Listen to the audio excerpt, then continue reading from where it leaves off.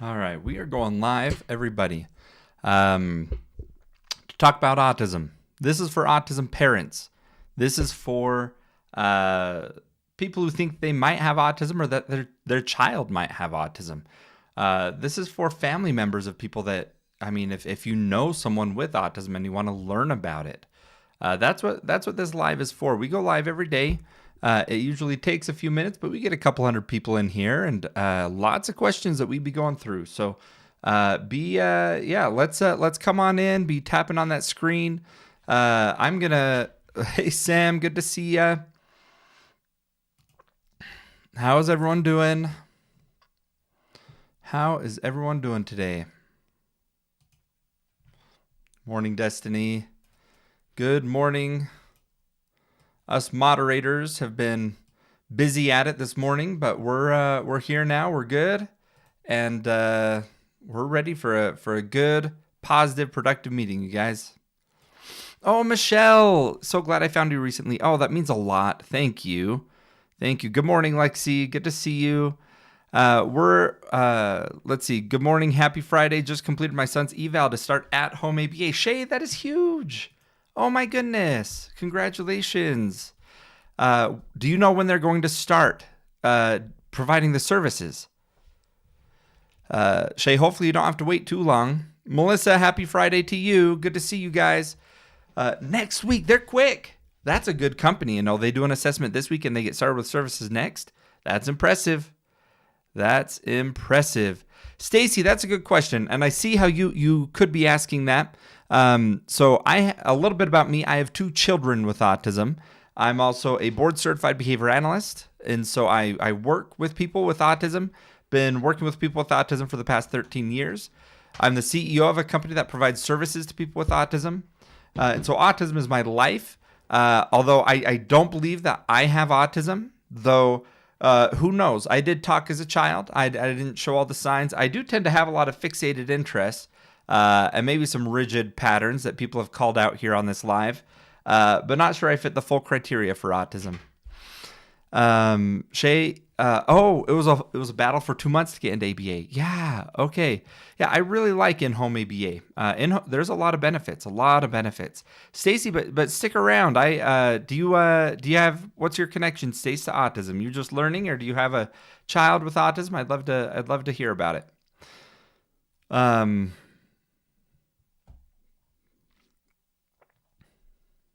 Courage says, what if I think I'm autistic? Yeah. So look, autism is getting a lot of popularity, right? Not popularity. A lot of people are being informed about autism right now. And the diagnosis as it exists today is only 13 years old. And so if you were, a toddler before 13 years ago, so if you're over the age of 15 or so, you very likely were missed in a lot of the screeners that they do to try to catch autism. And so what we're seeing is a lot of adults who are looking back at their childhood, looking back, oh yeah, I didn't quite fit in. I struggled to learn to communicate as a child. And, my parents autism wasn't around. That wasn't a diagnosis. So you can absolutely get evaluated, and insurance pays for it, Courage. So your next step is to call a psychologist. They'll send you a pre-screener that's appropriate for your age. Draft says, I know a kid that spins around consistently in a specific area. People always say it's autism. Is it true? So that can be a sign of autism. Spinning is one type of stimming that you may see in children with autism. And always going to the same spot is some of the rigidity that we see within autism. So, but that's not all the autism is. And so you can't diagnose autism or say it's autism based on the one characteristic. A lot of neurotypical kids do a lot of things related to autism, but they don't have all of them going on impacting their life. Brighton says, I'm one of those adults. I absolutely am on the spectrum, but I don't want to get tested. Brighton, yeah. I understand. I understand for sure. How is autism different in boys and girls? Good question, someone. We for sure see one of the major differences between boys and girls is there is research to suggest that girls tend to mask earlier in childhood. Now, masking refers to kind of hiding your autism symptoms, despite that being uncomfortable. So things like not stimming when all you want to do is stim. And whether it's due to societal pressures or something biological, we do see that girls tend to mask earlier. And drafts, that's why it's diagnosed more commonly in boys. It's that masking. Kayla says, my hubby had Asperger's, brilliant, but hated crowds and sports. 8, 10 things, hated sense. Yeah, Kayla. Back when they changed the 2013 diagnosis, Asperger's is no longer a diagnosis and was lumped into the full autism spectrum disorder. All right, everybody. Let's be tapping those screens, let's get it up to 10,000 here pretty quick. We got enough people in here to get the likes up to 10,000. I think we can do that. Okay, you guys, I have a 19-month-old, won't make direct eye contact, not really learning words, and has fits of rage. Okay, look, B, a lot of those things that you're sharing right there, B, line up with autism. It doesn't mean that's what it is. Sometimes kids are just delayed, but at 19 months old, it is time to take it seriously and look at these signs. One thing that I recommend, B, is the autism screener that you're going to want to try at 19 months old. This is what they use for toddlers, is the MChat. It's free online. It's all over the place. I made it really easy to get to from here. If you go into my bio, in my link tree, there's a free MChat screener. That's what all the pediatricians use to screen autism. You go through, you complete that. It'll tell you high, moderate, or low risk for autism. You take those results over to a psychologist if you're at high risk, and they'll get you on the wait list. So, go do the MChat.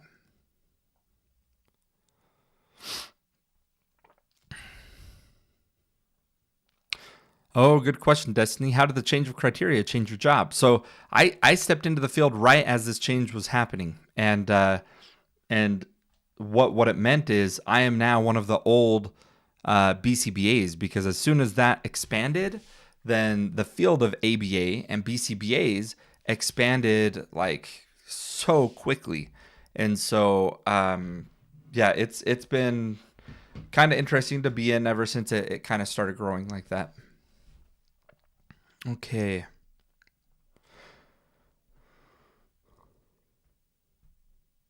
Realistically, if she is a high risk, there's nothing you can really do, right? Okay, B. Here, let me break it down for you, B. Autism is not something that we can reverse. It's not something that we can cure. It's not a disease. It's how the baby was developed in utero. It's how the brain was developed. It's 80 to 90% genetic. That doesn't mean that you're autistic, but somewhere in the genes, and it's polygenic, so lots of genes, how they interplay with each other. Very complex. And so the first thing to know is, one, you didn't cause this, but two, there's absolutely things that you can do to support. We're not trying to reverse or cure, but we are trying to support. And at 18 months old, you are in the exact spot that you want to be able to support and work on some of these things. So here's what I want you to do. Immediately do the screener and get your evaluation done. Now, I also want to ask, where's your village at? I break down the autism journey into 5 steps, you guys. The first step is build your village. You need family around. If you got a child with special needs, it's hard around here, you guys. You need a village, you need family, you need friends. And if you don't have that, you need to build your own community and your own village. Let us be part of your village. I go live every single day. We have the most amazing people that come into these lives. Yes, please use us as your village. The second part of this journey is get clarity, get the diagnosis for your kid, or get them evaluated to see if it is autism or something else. If it is autism, then you move on to step 3. This part 3 of a autism journey is so important. It is building your care team. The moment you get a diagnosis for your child, you're going to be bombarded with misinformation. People are going to tell you to immediately change their diet, get them on supplements, recommend all the medications to do, just simply because your child has autism. Currently, there is no default protocol that's recommended like that just because you have an autism diagnosis. And I don't recommend going down that route at all, especially at first. What you really need to do, if your child is 18 months, they get an autism diagnosis, you need to get them into therapy, early intervention services.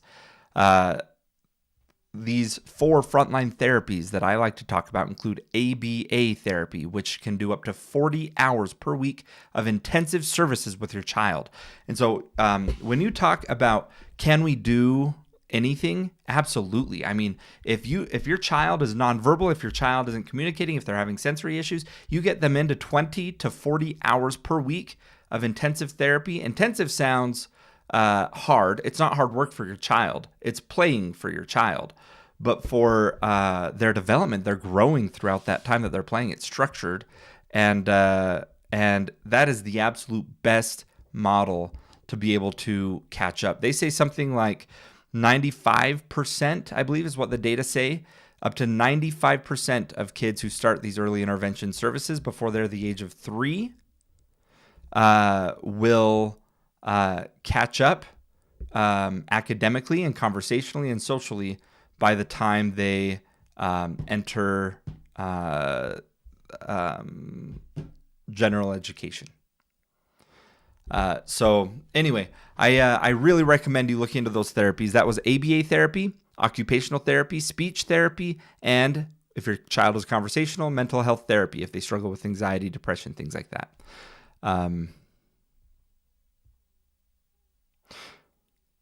Sunshine says, before starting therapy, do gluten-free, dairy-free diet and detox. No, that's not true, Sunshine. You're not going to want to do that first. There's no recommended diet simply because your child has autism. That is a lot of work, a lot of effort, and it's not something that's evidence-based that shows improvement. Now, that doesn't mean you're harming your child. Nutrition is important for everyone. There is truth that children with autism are more likely to have digestive-related issues. That does not mean that addressing gut health through a gluten-free diet and dairy-free diet is going to help your child with their autism symptoms. So, Sunshine says, will help tremendously when starting therapy. There's just not data to support that, Sunshine. And if that's your experience, I'm so glad that you were able to help your child like that. And if the data changes and there's more data that comes out with randomized clinical trials showing that, I would love to recommend that. But right now, I like to keep it simple for the autism parents because I think they're bombarded with things to do. And I don't want to recommend more things unless it's really supported in the evidence. I hope we get to see more research coming around the gut and clarifications. But all that we've seen so far in the randomized clinical trials of detox and gluten-free, dairy-free diets is that it can address if they have gut issues that helps them feel better. But it doesn't address autism as the gut-brain theory axis theory proposes. Do you recommend genetic testing post-diagnosis? Yes. Yeah, the standardized genetic testing, I don't by default recommend the MTHFR gene testing. That one can be very expensive. It's not covered by insurance. A lot of these genetic tests are free because they're part of research trials to determine, more genes associated with autism. So the MTHFR gene variant, we hear autism is genetic, and then there's this other gene that we hear thrown in there, okay? That when we say autism is genetic, we're talking about hundreds of genes that are polygenic, interacting with each other, associated with autism and brain development. But this other gene variant, which is the MTHFR gene variant, is so common. It's like 40% of the entire population has the MTHFR gene variant. And sometimes it can recommend certain diets and things like that. But addressing that has never been shown to support autism symptoms. And it's the MTHFR gene variant isn't necessarily an autism-related thing. Okay. Hey, we got someone over on YouTube. By the way, if you're over there, I promise I will read comments today. If you are over on YouTube, I will read every comment that's there. If I miss anything over here on TikTok, I will for sure answer anything over on YouTube. Arcane says, super new here. This is a great discussion to have. Arcane, welcome to be here. This is the important stuff. Here's why people don't talk about it though. You don't see links in my bio of selling expensive genetic tests or detox supplements. The people who are informing autism parents to go on detox and do the genetic testings are getting 10% of whatever they sell on their platform. And yeah, I think that a lot of them believe it. But here, I just want to relay the basics. Let's keep it simple, you guys. Let's not overwhelm ourselves. Let's not try to do everything. And let's do the things that are most impactful to our child that do have evidence. So,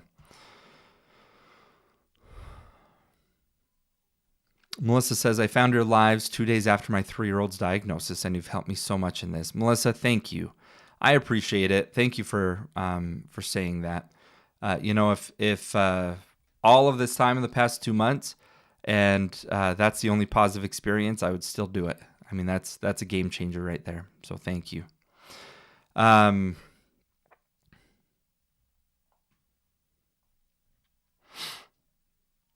Maz says, can you debunk the myths? Yes, I love debunking the myths around autism. That is absolutely what I like to do. Can you talk about the link between OCD and autism?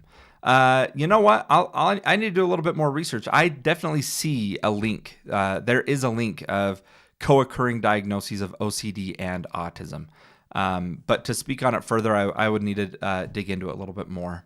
You guys, let me break down who I am, what I talk about, and also just relay again that sometimes I don't know all the answers, and I'm okay to say that. So about me is about every 15-20 minutes I'll do this, but I am a father of 4 kids, and my youngest 2 are diagnosed with autism. We got my daughter's diagnosis just a couple weeks ago. And we are very passionate about changing the autism world. We move mountains for our kids, and I know you guys do too. But that's what drives me here. I'm also a board-certified behavior analyst. So I've worked with kids with autism since 2013, and I am currently the CEO of Nova Supports in Utah. We provide services for people with autism throughout the state of Utah. So, all right, we have some more comments coming over on YouTube that I'm going to prioritize and read.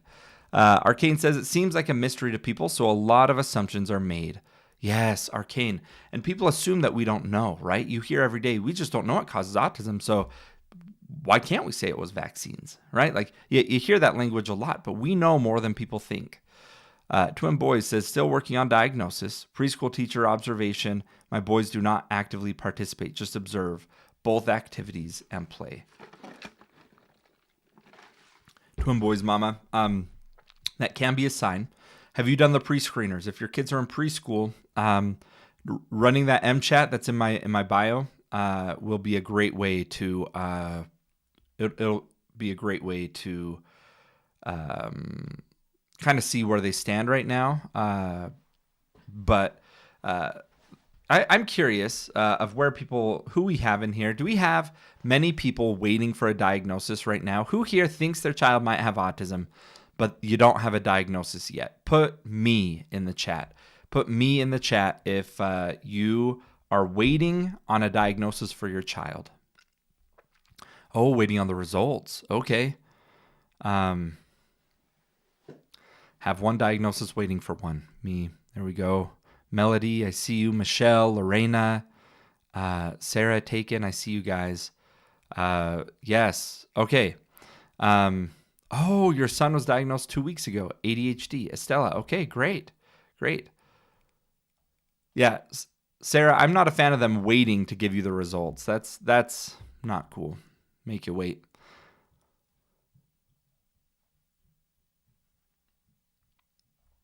Okay. If you are on a wait list, okay, to get a diagnosis, I want you to call around as many places as you can and try to get in sooner. If they're telling you 6 months or 12 months on a wait list, I want you to expand how far you're willing to travel and drive to get that autism diagnosis. Because a year without the services, without the early intervention, can impact your child's overall development. The earlier that you start, the better. Now, I'm not trying to fearmonger and say, like, Aspie, right now you got to start it today. Buy this thing that's in my bio. I'm not trying to do that. What I'm trying to tell you is the data is pretty clear that that those who start therapy before the age of 3, the vast majority catch up. Those who start these intensive services before the age of 4, so a little older, are far less likely to catch up. And so every year that you wait, it puts you further behind in getting your child the support that they need. Right now there's not enough evidence to support pursuing the biomedical route to treat autism. I will tell you there is an exciting new medication, and this goes beyond leucovorin. Let me make sure that I find it right. I don't know if you guys have heard of this. I just like telling you guys about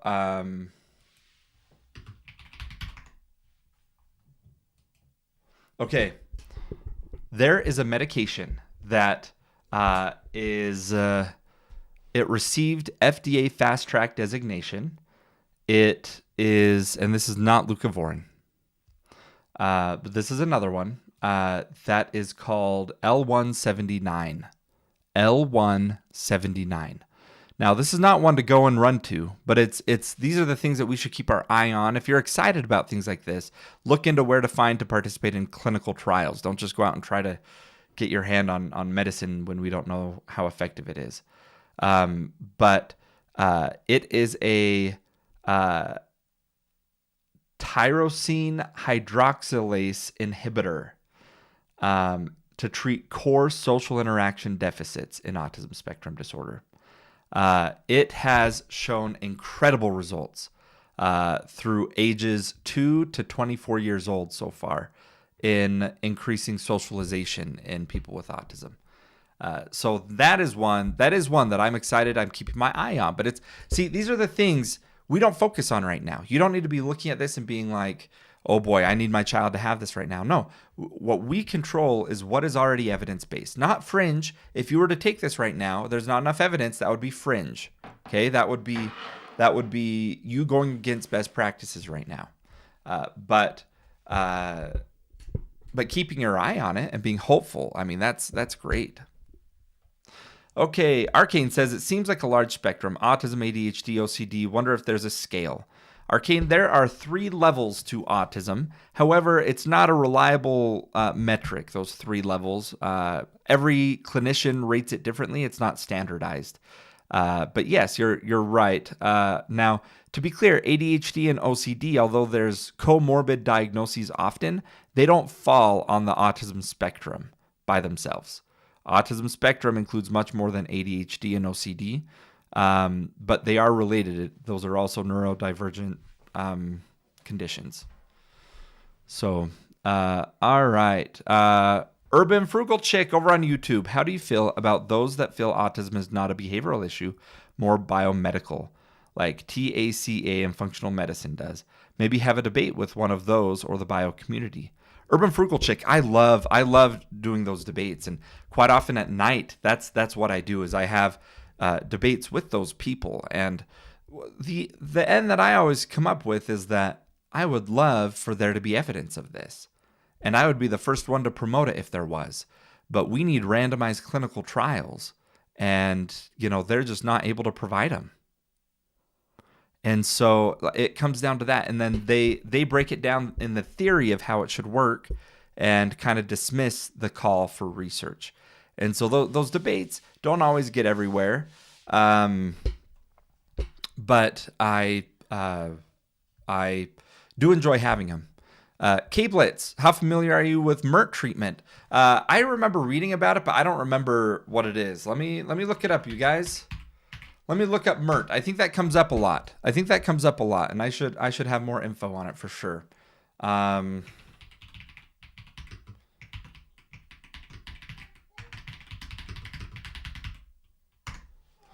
Okay, my AI research assistant is breaking down some research on MERT. Let's see what it says, everybody. Again, I believe that ChatGPT is a yes man. I use it for some things. It's fine. But I use Cite.ai as a much more neutral summary of research and evidence. And so let's learn about MERT treatment and see what it is and see if there's research based behind it. Again, I present this in a neutral way to just kind of, let's see. Personalized transcranial magnetic stimulation approach that maps individual EEG magnetic fields to tailor stimulation targets and frequencies, aiming to modulate neural networks. Okay, let's see.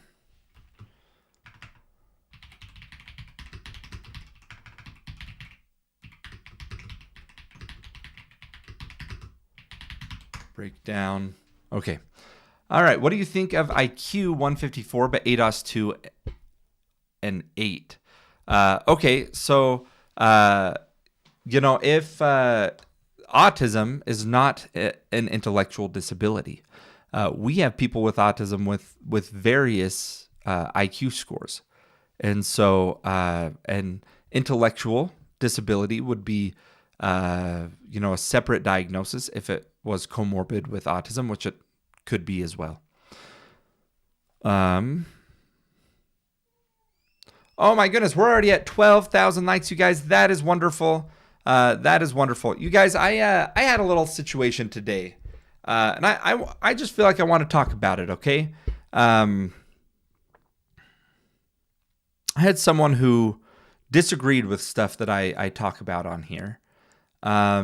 And I think a lot of you guys, there's probably people listening who do that. I talk about biomedical stuff and say there's not research, but you saw it help your child and you want to be heard about that. But you got to recognize I have a platform that I recommend things based on the evidence and based on capacity that we as autism parents have. Now, there was a follower of mine who didn't like what I had to say, and I'm not going to call her out by name. I'm not going to talk bad about her. But I saw her on other chats of posts of people accusing my company that I run of fraud. That she didn't like what I had to say here, and she took it and started blasting me across the internet. And I want to tell you guys why I'm bringing this up is that I dedicate my whole life to autism. I don't get paid to be on here to do these lives, and I really want to share impactful information and guide parents and myself in a village where there's a million things that we're supposed to be doing, and I just want to know the 5 things that I'm supposed to be doing.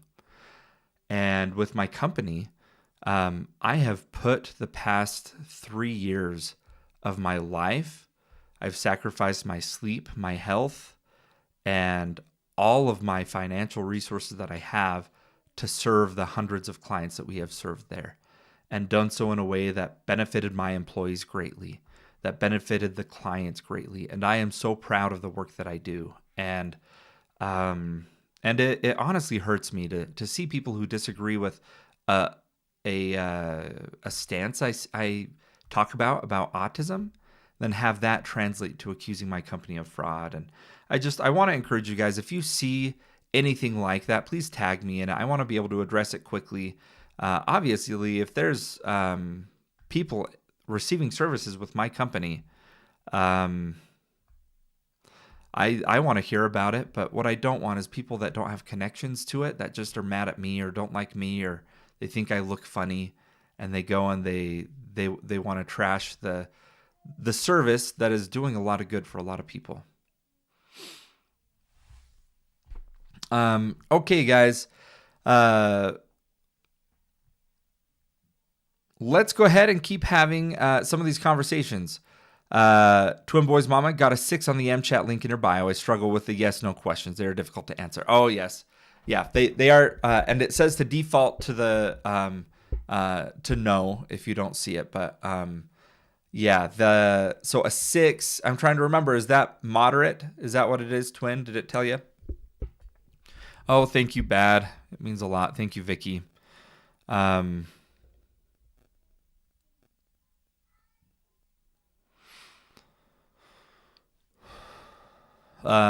right, you guys.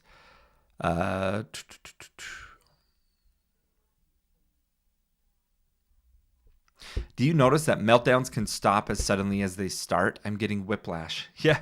Yes, that happens. That absolutely happens. Sometimes. Guys, and interesting things can cause the meltdowns. I think one of the hardest things of autism parenting is like you do get to know your child, and quite often you know what's wrong. But when they start crying in the other room and you walk in, you have no idea and they can't tell you. And, all we want to do is help them, help calm them. And there's not always something we can do. Okay. Oh, the MERT treatment. Let me go ahead and summarize some of this.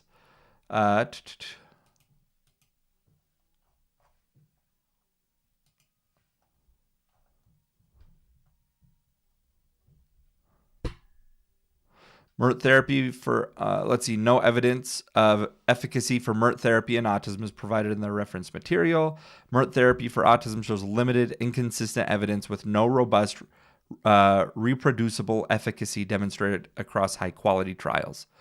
So the basics of what is MERT therapy.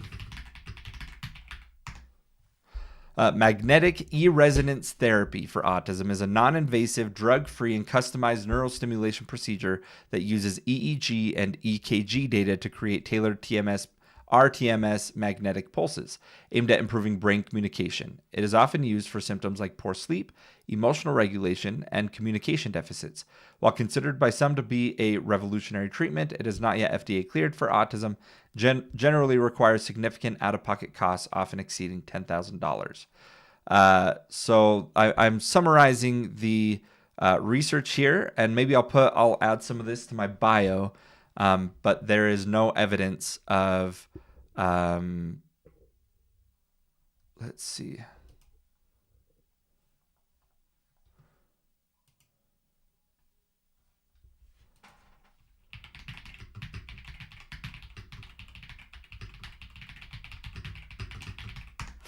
I'm always scared of the therapies, you guys, that make you pay like $10,000, $20,000, not covered by insurance. Like, to me, it's fringe. It's not something that's standardized. It's not evidence based.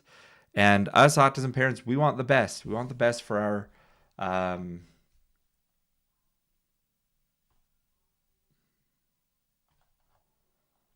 we want the best for our kids, for sure.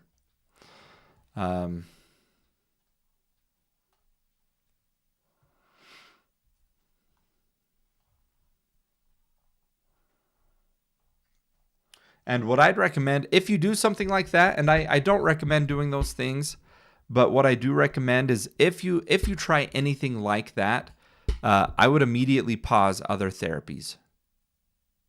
I would be very clear, what are we trying to work on? And let's really see if it's this thing that's improving it. Because if you're doing these therapies or doing these expensive treatments and you're also in therapy, well, guess what? Whether you had that treatment or not, your child would still be in therapy making progress.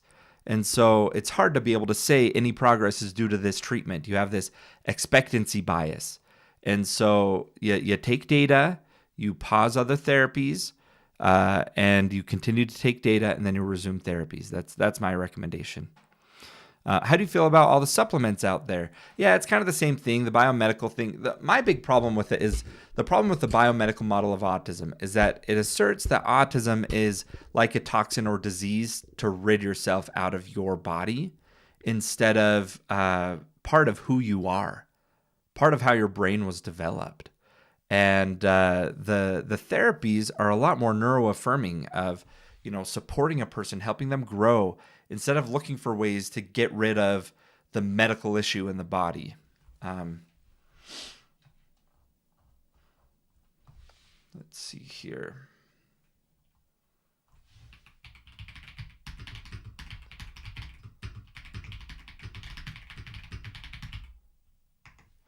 All right. What other questions do we have?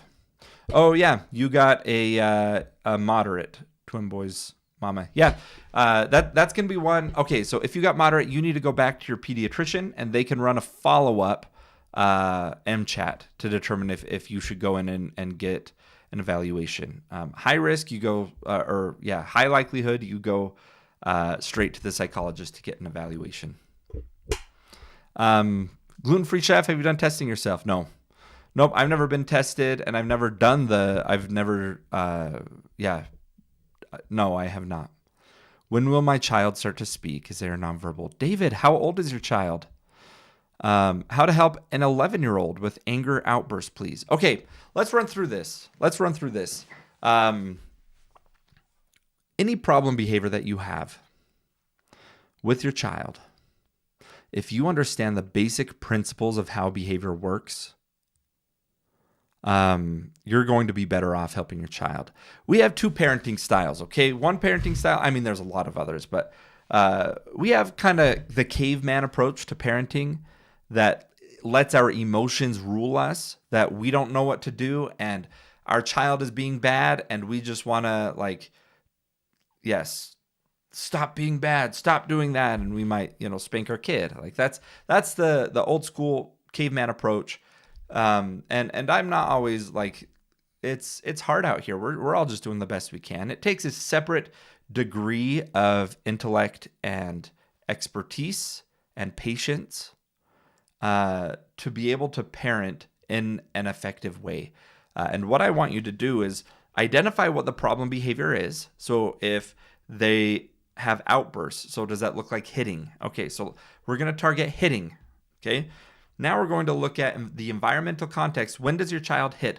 What usually evokes that behavior and what usually reinforces that behavior? And then you have to look at what behavior can you teach them that's going to replace that behavior. So if your child is nonverbal and they hit you until you go and you get them a cookie, then we want to teach them to say cookie or sign cookie so it can reduce the need for the hitting.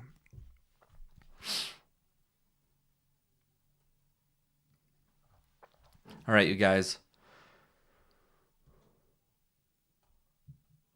Okay, more info on MERT. It's not a separately well-validated autism treatment. The core evidence base is really the broader TMS in autism literature, plus a few small studies of more individualized alpha-guided protocols that clinics often describe as MERT-like. Bottom line, the evidence is preliminary and weak to moderate at best, and it is not strong enough to say MERT is an established evidence-based treatment for autism's core symptoms. Most studies are small, short-term, and methodologically limited. Expert groups and autism-focused evidence reviewers say the same thing. So it sounds like some of those things.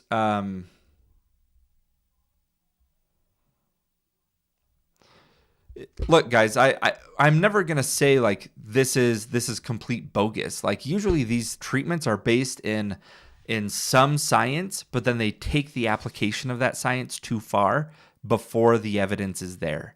And if the evidence catches up, I'm gonna be all for it. But this is true for the gut health stuff. This is true for MERT. This is true for stem cell therapy. There's good theories behind it. There's some science. But they took the theory, applied it to treatment before the evidence caught up. Now, there's a chance that some of these things do show to be effective, and that in the research down the road, it's something that's worth investing into. But I tell you what, Autism takes your time as an autism parent. It takes your energy. It takes your resources. And so I do not recommend putting any effort and time into something that is not yet established. Okay, all right, everybody. Let's keep having this conversation. I do want to ask you guys, who do we have in the chat here? Put 1 in the chat if you're an autism parent. 1 in the chat if you're an autism parent. 2 in the chat if you are if you have autism or think you have autism.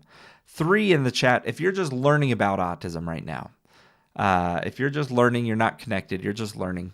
We got a lot of 1s, a lot of 2s, and some 3s here. Thank you guys for being here. Thank you for being here. We're already at 17,000 likes. Let's keep those taps going, you guys.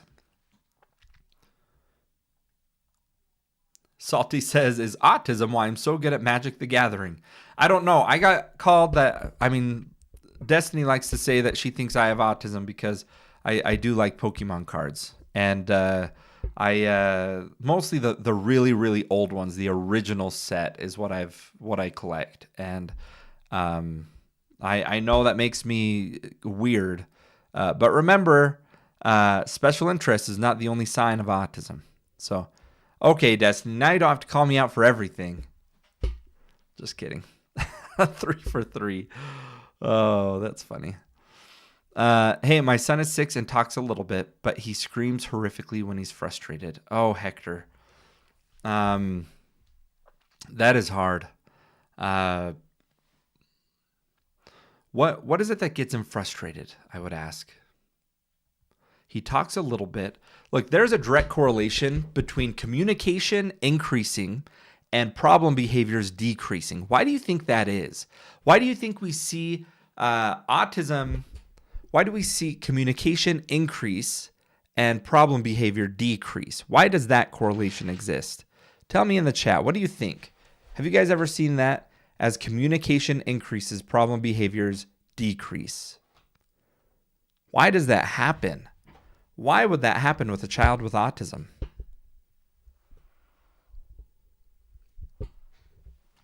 Because they start to get words and can say how they're feeling. Okay, great. Their behavior is coming from frustration, not being able to communicate. Yes, okay. I'll take it a step further than that. Their frustration, their yelling, their hitting is their communication. And when that is their only form of communication, you're not going to get rid of it. You're not going to get rid of it. We need to give them a voice first. And that doesn't have to be vocal. It could be on an AAC. It could be on a visual board or something. But we need to give them a voice and communication skills before reducing problem behavior that is communication.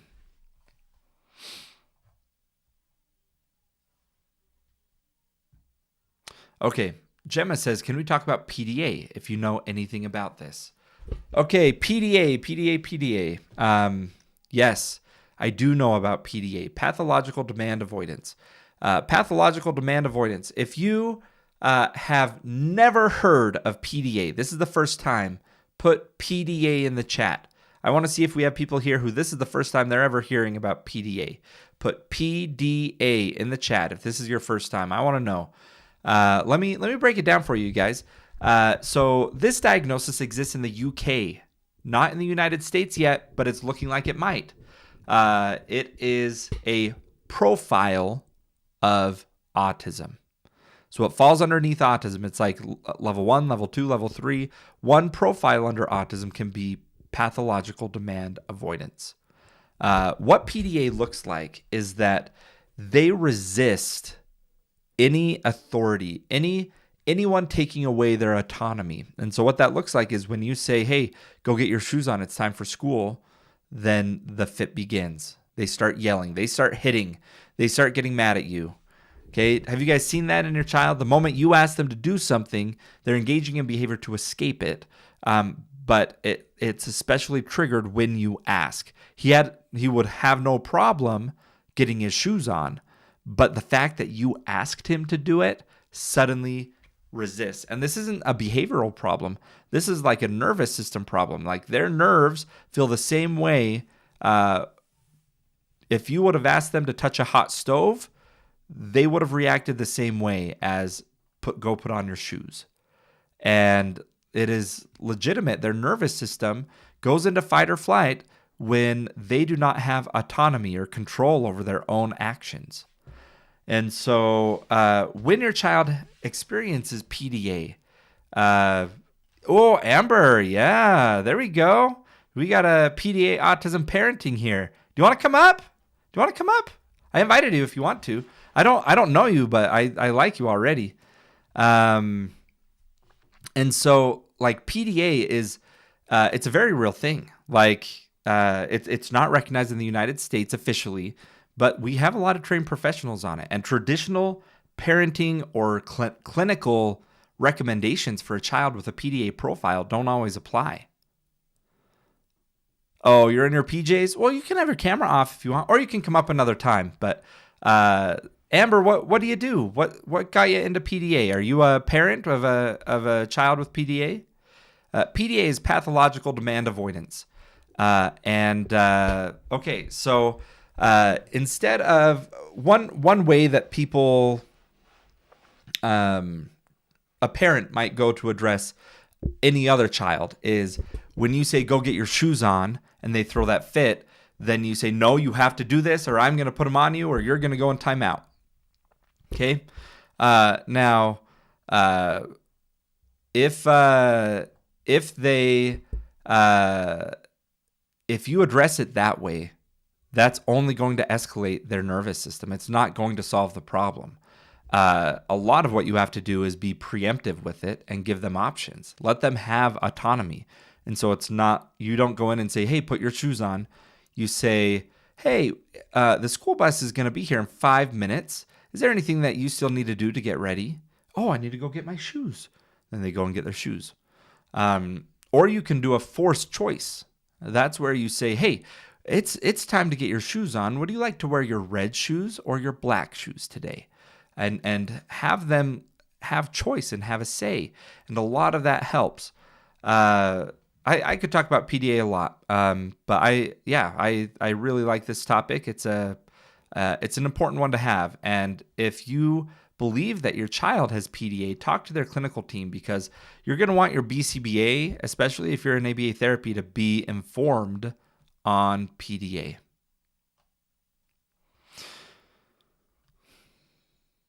Lara says, how can this look like with level 1? Typically, PDA does start or is associated with level 1. Usually that's where we see this. School refusal. Okay, some comments over on YouTube. Again, I have said that I will read every comment that comes in over on YouTube. So let's see here. Caitlin says, my 3-year-old in a couple of weeks has started babbling all sorts of sounds, including some words like mama and bye-bye. Do you think this will progress? Caitlin, congratulations. Absolutely. Oh my gosh. Guys, Caitlin, let me read this again. Caitlin, oh my goodness. My 3-year-old in the past couple of weeks has started babbling all sorts of sounds, including some words like mama and bye-bye. Do you think this will progress? Oh my gosh. That is, if you're a clinician, if you're a speech therapist, if you're a behavior analyst, the moment that the hardest kids to work with are the ones that don't make any sounds, that just hold it in. The moment your child starts making any sounds at all, that's something to work with. We can work with that. We can teach that, what word means what. Now, are you noticing anything, Caitlin, are you noticing anything where they are imitating, they're echoing what you say? So you say bye-bye, they say bye-bye. Or so far has it been random? Either way, it's good news, but I'm curious. Urban Frugal Chick says, done so much for my child. ABA, NAET, speech, GAPS diet, floor time, OT, and I have found most success in the GAPS diet, ABA, NAET, and horse therapy. Look up the NAET Global Autism Study and videos. I'll check out the NAET.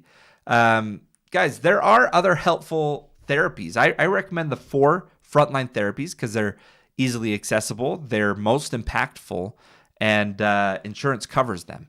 But there are other therapies that kids with autism have benefited from that they enjoy.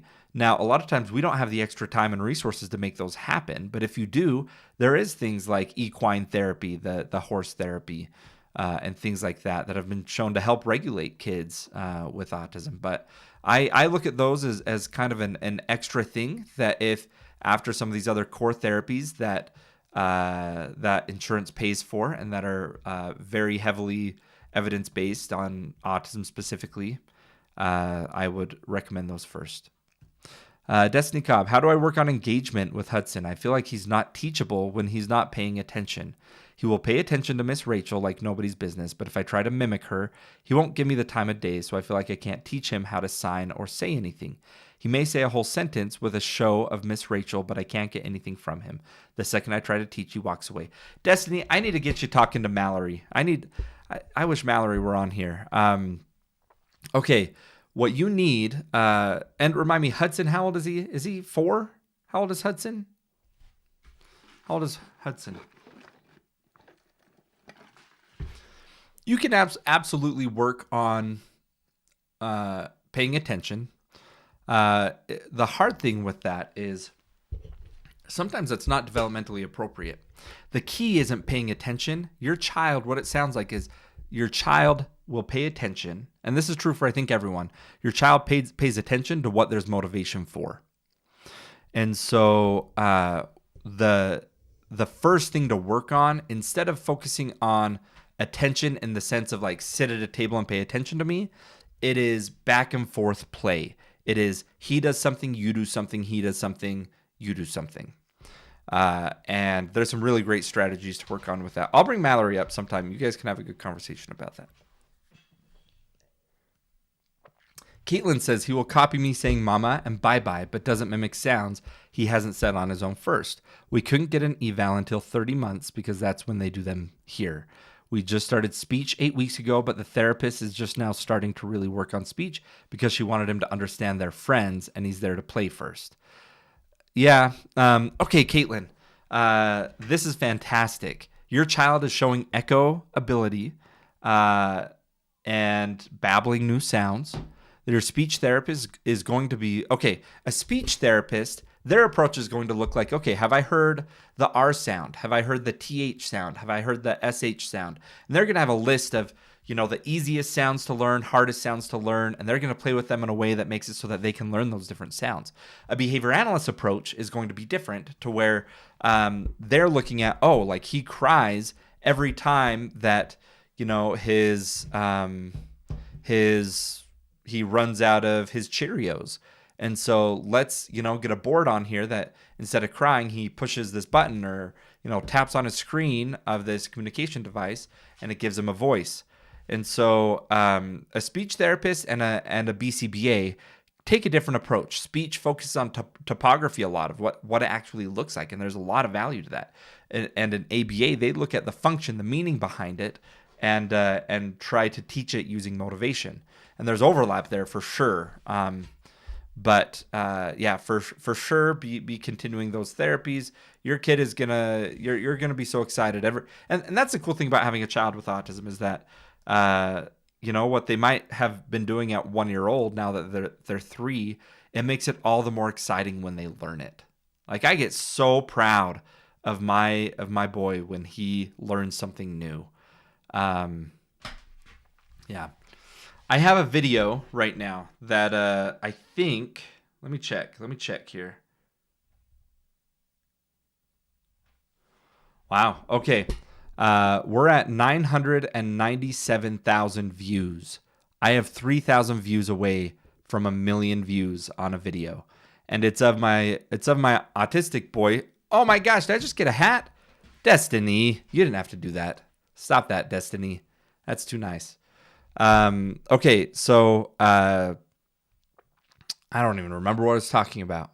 Oh yeah, guys, I'm gonna have a video that has 1 million likes, and Enzo is his name, but I don't usually say that. My son my son, it was just him saying the word pizza, you guys. And he goes up to the table. He saw a box of pizza that we had ordered that day, and he goes, "Oh no, pizza. Yeah." And it's the cutest thing. And 6 months ago, a year ago, I never thought that he'd be speaking. Like I had not seen that. Destiny, you got to cut that out with all the roses and the hats and stuff. That's crazy. Guys, I'm so proud of my son, of all the little things that he learns. And so Caitlin, you're on the right track. As soon as, we're waitlisted for several ABA centers, but shortest list is 26 kids. Where do you live? Where are you? We're also waitlisted for OT. Thank you so much for taking time to speak to all of us. Oh my goodness. Okay. Yeah. What state are you in? A waitlist of 26 kids. Man, that's wild. M says, my 3-year-old said, I love you clear as day once when I heard me say it. Oh, M, that's beautiful. Wikipedia, tell me your question. I'd love to hear it. Oh, you're in Alabama. You're in Alabama. Destiny, Caitlin's in Alabama with you. Yeah, I hear that Alabama is, I hear that Alabama has some waitlist stuff. She says Alabama, Georgia line. She's over on YouTube. There's a brand new one in Auburn, and it already has over 60 kids on the list. I'm serious. This is the second person I'm hearing about Alabama. Do I need to just expand out there? Like, I'm dead serious. Do we just need to have Nova Supports out in Alabama? If there are places with 60 kids on a wait list, that's unacceptable. What? Where are the services?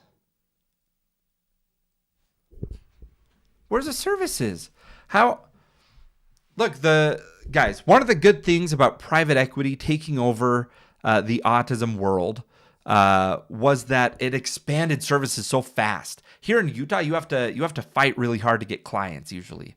And many states it's like that. And so parents can pick any client they want, and providers will bend over backwards for them. But yeah, I mean, to hear that's it's terrible. I'm in Alabama also, and getting help here is horrible. Okay, I'm going to look into this. Destiny, are you going to help me launch my Nova Alabama business out there? We just have no one willing to work, limited BCBAs. Yeah. Well, I can work around that. I have some workarounds. Yes, Hudson will be first. Caitlin's child will be second, you guys. That's what we'll do. Guys, oh man. I mean, I don't even care what the rates are. Like, you can make it work. If there are companies out there, that means that they can make it work. If there's a need, man. Yeah, I mean, yeah, even if their reimbursement rates are low, it just means you just have to run the math, and that's what you can pay your people. Like, you can't operate at a loss, but you don't have to take advantage. So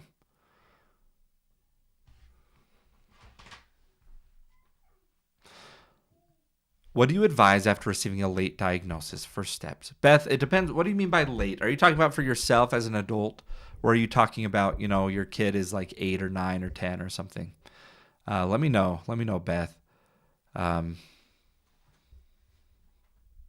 Several ABA centers in South Alabama also just closed. Oh my gosh. Oh, for an adult. Okay, Beth, look, the first thing I want to say is breathe and make sure that you take a moment to recognize that you have been validated. If you just received an autism diagnosis as an adult, it's because you were looking at yourself and thinking, hey, I think that I was off. Like, I don't think I quite fit in how I should. I think that I had some odd interests. I think that my brain functioned a little bit differently. And you are now validated that, there's a reason for that. And it's a beautiful reason. It's an okay thing. The second is the best service out there for fully conversational adults with autism is talk therapy. If you have low support needs, meaning you can live on your own, are you living on your own? If you can live on your own, your best resource right now is to find a therapist who specializes in autism. And right now, that's the best service out there for adults with autism who have low support needs. Now, if you have higher support needs as an adult, like you live in a group home or something like that, then you go to a place like my company in Utah. We have a clinic completely dedicated to serving adults with autism who need some higher support needs. Oh, whoa. Yeah, that's pretty bad. Yeah. That's per hour or quarter hour, Brooklyn? Usually they display it in quarter hour. I bet that's the quarter hour rate. Is Alabama mostly TRICARE, Destiny?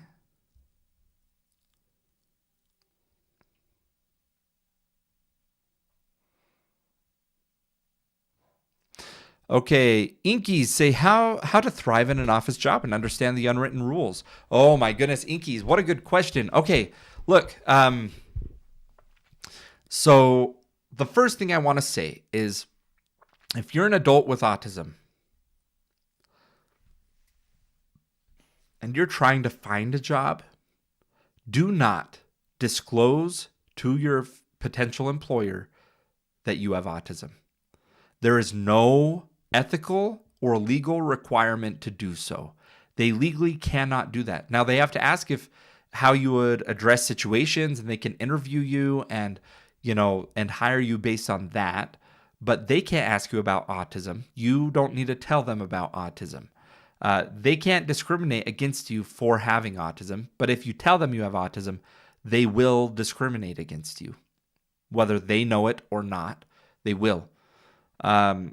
Now, next, once you're in the workplace, once you have the job, you have rights under ADA because you have autism. Autism is a disability, and it can impact how you can do your work, which means, yeah, you might need extra explanation. You might need things not just verbally explained, but have written descriptions of the rules and responsibilities that are in front of you.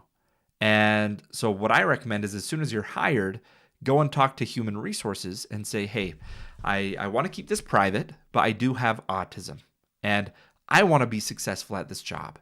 You want me to be successful at this job. I don't want to ask you for, removing responsibilities from me, but I am asking for some reasonable accommodations to help me be successful as if I did not have autism. And you phrase it that way, they will help you, they will support you. And if not, you go talk to a lawyer because your rights were violated. Okay. Let's see. Brooklyn, did I miss your answer there? Did I miss your answer? Okay, it is a lot of... Oh, it's a lot of military. Per hour, Brooklyn, per hour? Are you kidding me? No, that can't be right.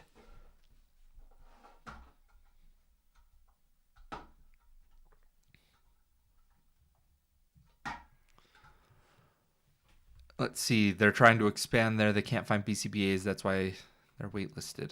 Wow. I mean, they're obviously... You don't know if Nova could? Oh, you doubt our ability to lose money. We are really good at it, Destiny. We're really good at losing money for the better cause.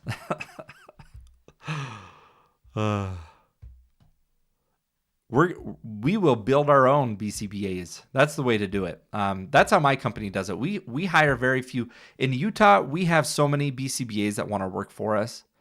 And we have the most competitive training program for behavior analysts in training that I've ever seen. It is incredible, very generous, and it prepares them to be a BCBA. And then after the 1.5 years that they've been doing that, they grow into a well-trained BCBA. So anyway, you grow your own is what you have to do. Here we go. I just need to know, are there good golf courses out in Alabama?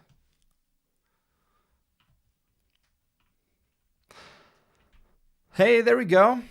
Oh, there are? Okay, done. We're going out there. Okay. And Lexi, yeah, you can be a BCBA out here. That'd be great. Okay. Bobina says, I think the hardest thing I dealt with is potty training. Oh my gosh, let's talk about this. You guys, in the comments, put how old your autistic child is, and then put yes if they're potty trained or no if they're not potty trained. So age and yes or no. How old is your child and are they potty trained yet? And don't be embarrassed. Even if it's 15, no, don't be embarrassed. That's okay. I've helped potty train like 25-year-olds, okay? It's okay.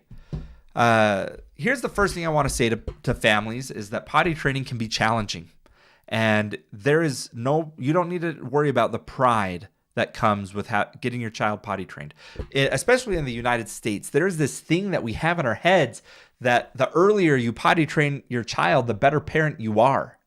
And that is ridiculous. That is so ridiculous. Your child could be potty trained at age 7 and then still go on to live a full, happy life and, have a job and everything. The potty training is hard. It's exhausting, and I need you to start potty training when you are ready to go all hands in. Go all in, okay? That's how you potty train. What you have to do is you write down the exact plan of what you're going to do. You and your spouse or someone in your village, you come at the same time, and you are both all focused on working with them. You have a plan of what does a sitting schedule look like? Usually it's something like 15 minutes on and you sit for a minute and then you hop off. And then 15 minutes on, you sit for a minute and then you hop off. If you have an accident, you have to go back where you had the accident to the toilet and say potty, potty, potty 3 times.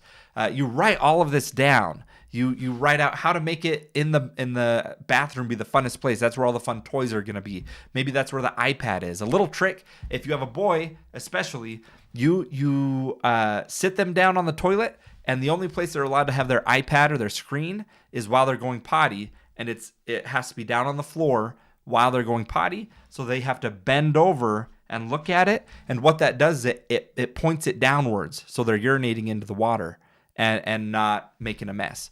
And it makes it so that's the fun place to be. Anyway, you write down this plan and you go all in, and in a few days, your child is going to be potty trained.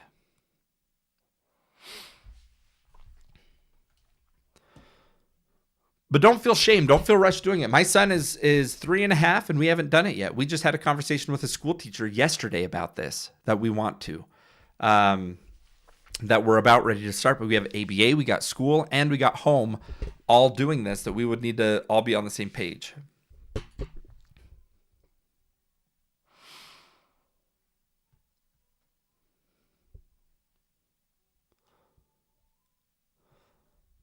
Yeah, Sarah J says something worked for me was training undies and then a pull up so they would feel but didn't leak. Yeah.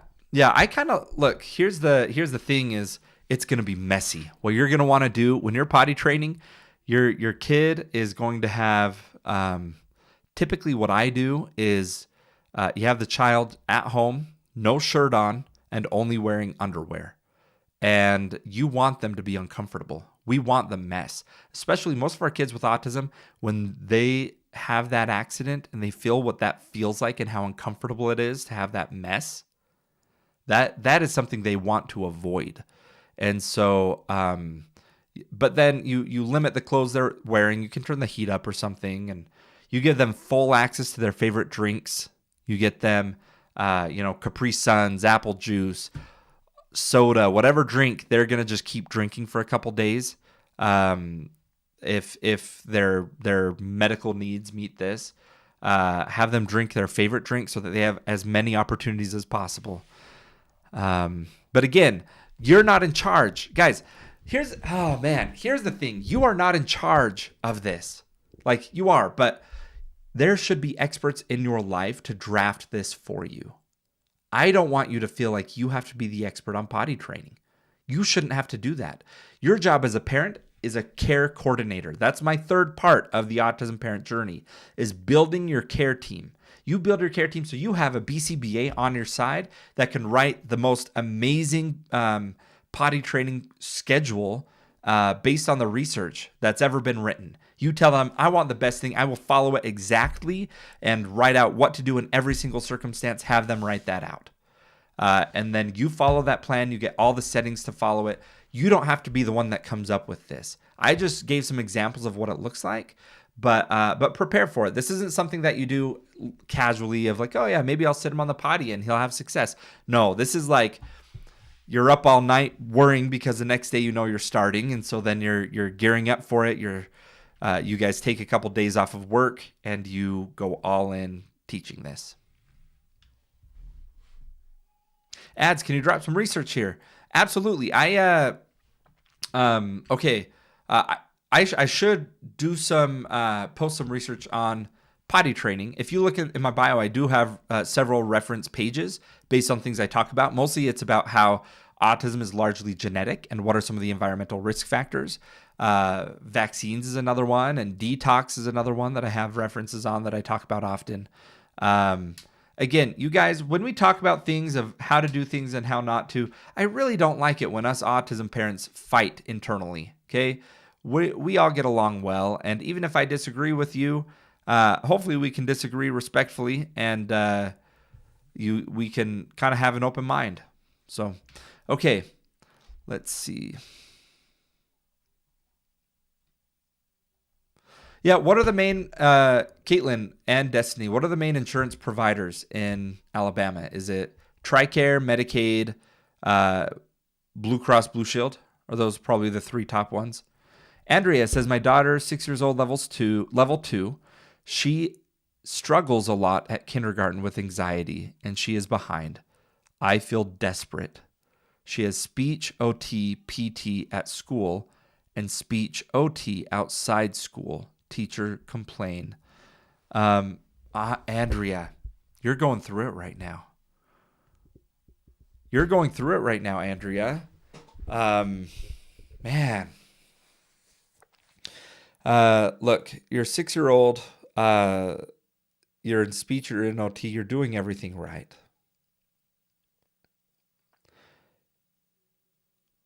You have to remember, as an autism parent, you're not in a race with other parents.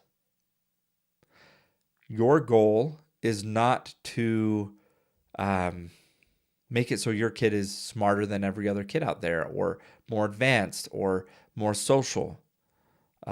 Your goal is to help support your child to become the best version of themselves as possible. Your job is to make sure that your child is happy and safe, and that they can become the best version of themselves that they are able to. Now, it sounds like you're doing that. You're doing wonderful things. I don't know what the struggles are that your child is having, but if there's anything behavior related or communication related that your daughter needs to work on, I recommend dedicating more time to ABA therapy, where OT and speech is usually, 1 hour a week is all. ABA therapy can come into your home for up to 30 hours a week, sometimes 40 hours a week. And that's where real progress is seen, is when you're doing all these things together. We opted for my son, he's not in OT, but he is we felt like we were meeting his sensory needs pretty good. But he is in speech, and our speech and school and ABA, we all coordinate together. And that's the dream team, is having that. Okay, guys, if you are new here, let me give a little bit of a rundown. I'm curious, anyone here finding me for the first time today, put FYP in the chat if you are new here. If you just saw me on your For You page, put FYP in the chat. I want to know. Welcome in, Vanessa, Sassy. Thank you for being here. We go live every day around this time from noon Eastern time to about 2 p.m. Eastern time. ABC, I see you. Yanesia, I see you. Jilla, Miria, thank you guys for being in here. I love all the people finding and coming in. Miria, good to see you. Okay. A little bit about me and what we do is I'm just a autism dad who is passionate about creating a safe, welcoming world for my children with autism. I'm a board certified behavior analyst, a BCBA, so I've done ABA therapy for a long time, worked with kids with autism for over a decade, run a company in Utah. By the way, if anyone ever needs services in Utah, you can always DM me. Even if it's if you just want to find a good OT or speech, but you're already set up with ABA or whatever, like whatever you need in Utah, I am well connected. I can hook you up with the best people. I know the area really well. So you're always welcome to reach out, have a conversation. I love doing that. If there was a cure, would you accept it? Look, if there was something that could cure my child's autism, I would not want to cure his autism. I don't believe that autism is a disease to be cured. I would cure his inability to speak. That I would cure. And so if you call that autism, I would absolutely cure his inability to speak. Because I know that he has a lot that he wants to say. He has a lot on his mind, and he has a hard time getting it out. I would hear how loud the world feels to him. He gets overwhelmed easily when there's a lot going on. I would cure his... I would cure the world's ability to love and accept people with autism. And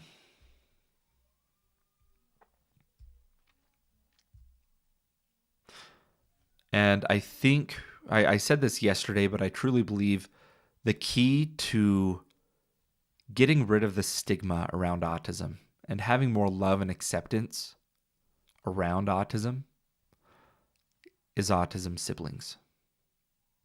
If you have a child with autism and they have a neurotypical sibling, put sibling in the chat. Where's our autism siblings at? I posted a video yesterday. If you guys haven't seen it, go check it out. What I did is I gave my phone to my son. My son has been watching my TikToks. He's 10 years old. And he, look at all these siblings. Oh my gosh. Y'all have kids that are siblings. These are the people that are going to change the world, you guys. I tell you what. And if you doubt that, go watch the last video I posted about my 10-year-old son. He's been watching the TikTok videos, and he approached me and said, Dad, I want to be in one of those. And I'm like, well, are you sure? Like, what do you want to do?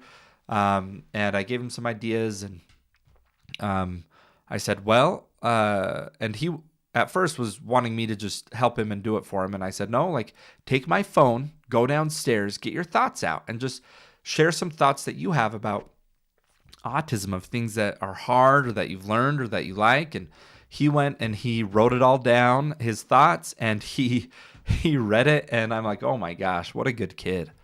What a freaking good kid. And the joy you see on his face, the last thing he says is like, what I love about autism is that, or what I love about having a brother with autism is that when I make him happy, it makes me feel so happy. And you see him smile, and the joy on his face that he gets from making his brother happy. Oh my gosh, you can see it from the video, but if you knew him, like, that's his whole life. Like, he will play with his little brother all day long. I posted it, like, see, it's up. It's my last video.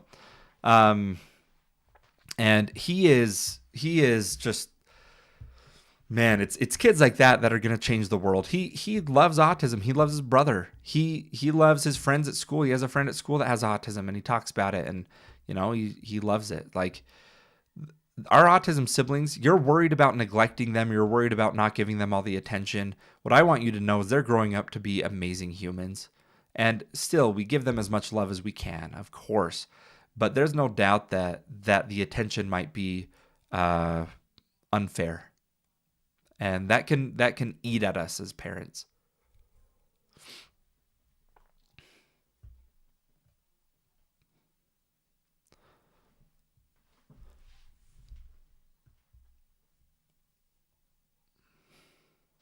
I have a 1-year-old, but my son does not want anything to do with him. Yeah, it wasn't until a couple weeks ago that my two young kids with autism have started playing with each other. and they're funny about it. I mean, they don't play in a typical way that toddlers do, I think. But they're so close in age too. They're only a year and a half apart, and they're cute. They're fun. All right, I think we have some. Okay, we have some comments over on YouTube that I'm going to read.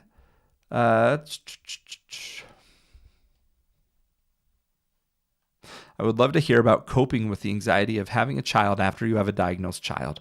I'm constantly watching my 8-month-old and monitoring milestones and anticipating regression.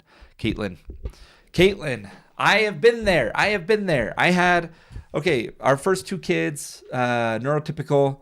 Third kid, he had autism. It was very clear from birth. I mean, he missed every single milestone that was out there. He, at a very young age, he wasn't rolling, and so he had to have a helmet, He missed a lot of milestones, and we got him diagnosed before he was 2 years old.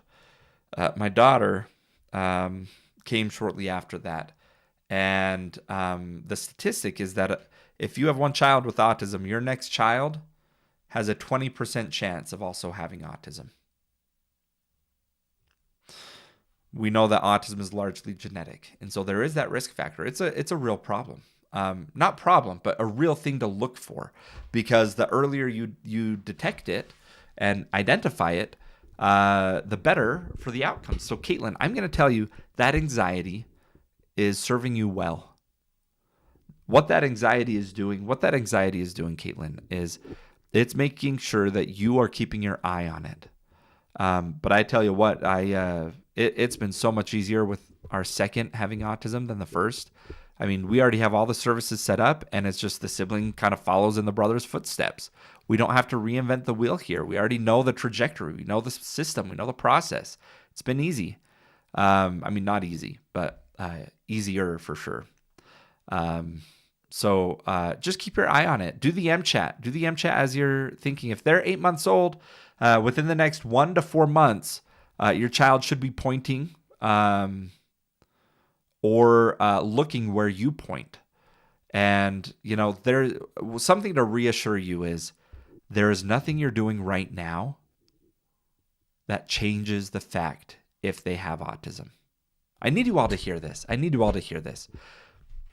If you have a young child and you're worried that they have autism, there is nothing that you are doing right now to your child that can cause them to have autism.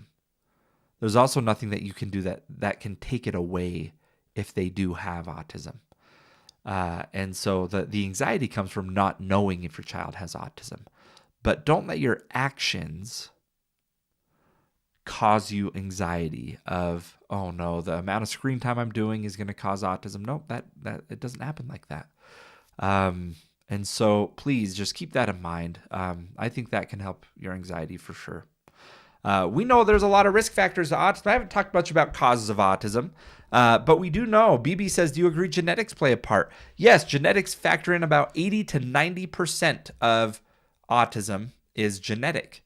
Now, beyond genetics, what other risk factors are there? Why isn't it 100% genetics? Well, they estimate 10 to 20% are risk factors, environmental risk factors.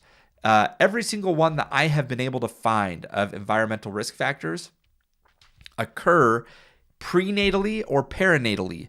What that means is during pregnancy or during birth. But we know of no risk factors of autism as after the baby is born. What are those risk factors that we do know? Well, infections in the mother is one. Parental age, so how old the father was, is a big one if he was over the age of 40. And the mother, but the father seemed to be a higher correlation there. We also have pollutant exposure. So if you're at a higher level of breathing in pollutants from automobiles, it increases your risk factor.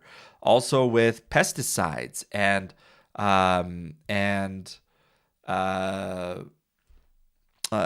wildfire smoke, also premature birth.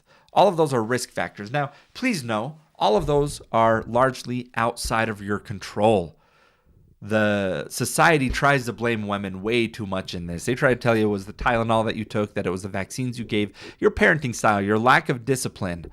None of those things stand up to the research, and it was not your fault. Okay?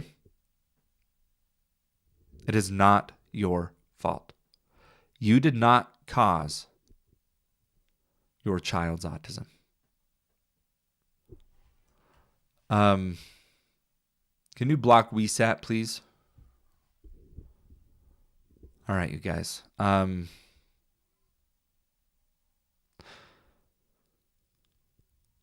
Emily says, what about the Fukushima radiation fallout? Everyone I know has an autistic child post-event. Are you in that area? Is that a concern? I haven't read any research about that. I haven't. All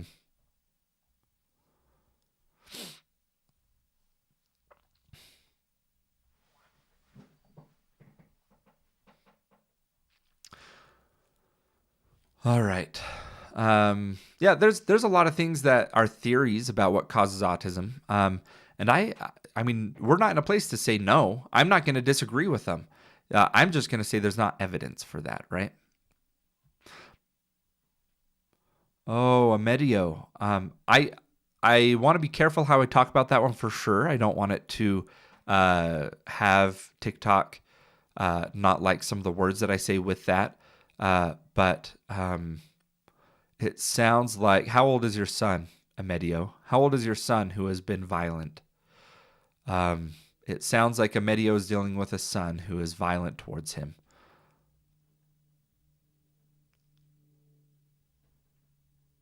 Went says, how is it not your parents' fault? The older they are when you're born, the more likely. Not necessarily. It's just a risk factor. Those risk factors, yeah, I guess you could say that's within their control. But it's not something that's like, yeah, it's also their fault because they gave you genetics, right? But it's things outside of your control. It's not like actions of taking Tylenol or getting you vaccinated or something. Okay. Did we find out how old? 7 years old.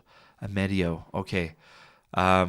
What services are you getting? Do you have a occupational therapist, a speech therapist, a ABA? What services are you getting, Amedio? Something I want to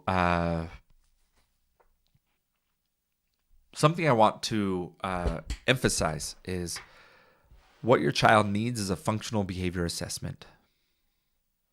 Your child needs a functional behavior assessment. What is that? A functional behavior assessment is where you identify environmental factors that contribute to autism, and you'll say, what is the underlying cause here? Is it why is your son hitting you in the face? Is it because every time he does, you reprimand him and he enjoys you reprimanding him? Is that what's reinforcing it? Is it because that's his only form of communicating that he needs something? And he hits you, and then you go and you find out what he needs. And so you really need to find a replacement behavior for the hitting is what you need to do. And it needs to be based on what is your child trying to get from that behavior. Are they trying to get you to leave them alone? Are they trying to get you to pay attention to them? Are they trying to get out of doing something that they don't want to do? Are they trying to get access to something that they want? Or are they doing it just because it feels good? Sometimes the behaviors that they do just because it feels good is some of the hardest ones to change and address. Okay, we have some more questions over on YouTube. Are siblings at risk for other neurodivergent disorders? Our oldest son has ADHD and dyslexia. I want to dive into that. I don't know. That is a fascinating question. I don't know I know the risk factors of autism, of co-occurring with autism. But I've never looked at if one sibling has autism, what is the likelihood that the sibling will have ADHD or OCD or dyslexia or something? Good question, Caitlin. I'll look into that for you. My son is turning 8. How do you get them to do chores? Ooh, good question. There's a lot of ways. You guys, I would have to know your child though. What do you guys do? Do your kids with autism have chores around the house? Right now, my 3.5-year-old, that is not where he is at in life. Where he is at in life is he needs to be able to communicate.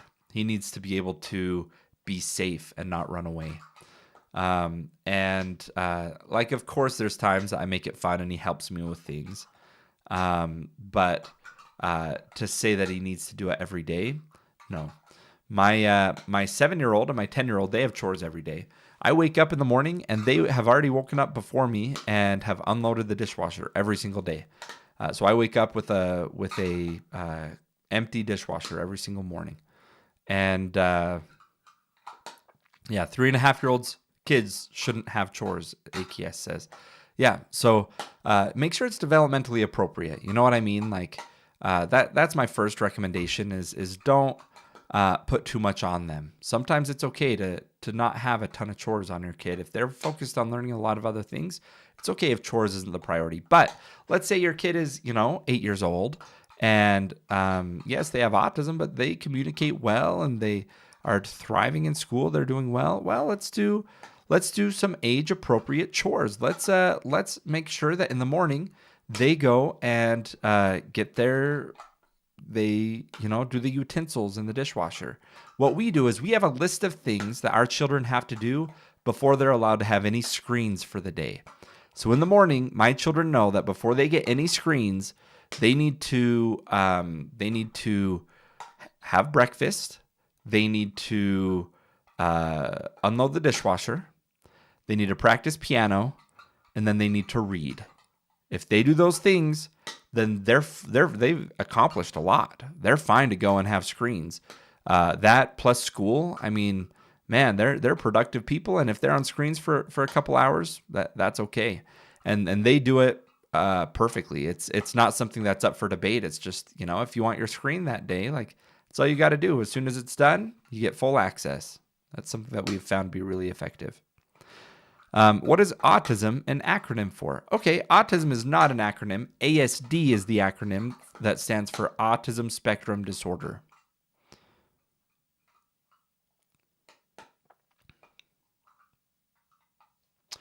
Let's see. Destiny says, Hudson over on YouTube says, Hudson speech therapist recommended Go Talk Now.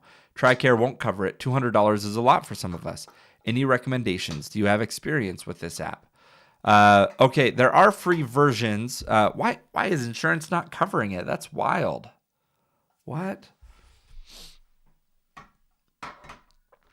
Have you asked the speech therapist if there's free versions? You guys, what communication device apps does your child use? There's things like Proloquo. This one is what is it called? Go Talk Now. What communication device apps are you guys using for your kids? If anyone wants to share. Look, Destiny, your insurance is going to try to deny everything. Have you already tried to contest it? Hey, Sarah, that's cool. What's your app going to do? Love to hear about it. We contested once, but have to again. Yeah, you have to contest for every little thing. It's so frustrating. Okay, what are the unusual things that mean you could be autistic? All right, you guys, let's do this. What are some of the ways that you know that your child right now has autism? This isn't the first signs. Usually I'll ask, what are the first signs? But I'm curious, what are some of the things right now with your child that you look at your child, you interact with your child, and you know that he has autism? I'll go first. I'll start while you guys are putting it in. But my son, limited communication. He struggles to communicate effectively. He's getting so much better, and I'm so proud of him. He is very fixated on a few amount of items. So books and toothbrushes are like his two favorite things. And I know that's weird, right? Like that's a weird thing for a kid to just always be obsessed with books and always to be obsessed with toothbrushes. How random. But yeah, a lot of other things here. Eye contact, covering ears, clothes not feeling right, problems with emotional regulation, behaviors, meltdown, limited communication, eye contact, stimming, humming, no toys, obsessed with watches, doesn't respond, no eye contact, toe stepping, repetitive speech or actions, limited words, copying phrases said to him rather than answering, flapping when excited. The stimming is so cute. I love the stimming. Vocal stimming, limited speech, safe foods, obsessive behavior, processing issues. Yeah, okay, I love that. Food is a struggle. Yeah. Okay, obsessed and lawnmowers, guns. Oh, I can't say that word. Screeches and teapot noises, eating too many sweets, nonverbal. You guys, there are a lot of signs of autism, but autism is not something you get to just assign to yourself. It is a real diagnosis, and is something that you can't call yourself autistic unless you have a diagnosis from a psychologist or a medical doctor who specializes in autism. And so there's core features of autism. Quite often it's impacting your social ability to get along with others, build relationships, things like that. Communication, not being able to communicate well, understanding nonverbal communication, issues like that. And then there's repetitive behavior, which could be like stimming, hand flapping. And then there's also like rigidity, where it's like you have to have, if any kind of transition, you have a meltdown, or you have to do the same thing every day. Some people with autism might have to wear the same shirt every day. And yeah, that's a lot of the basics of autism. Rebecca, I wish everyone understood autism. Wouldn't the world be a better place? Wouldn't the world be a better place? Absolutely. Absolutely. Oh, Sarah, you guys, I want to talk about this comment.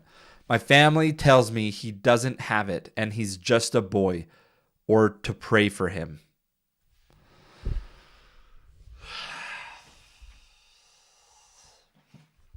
What have you heard from your family? What have you guys heard from your family about your child having autism? What's the wildest thing someone said to you? I will tell you that no one yet has told me to pray my child's autism away. But I hear it. I've seen videos online about it.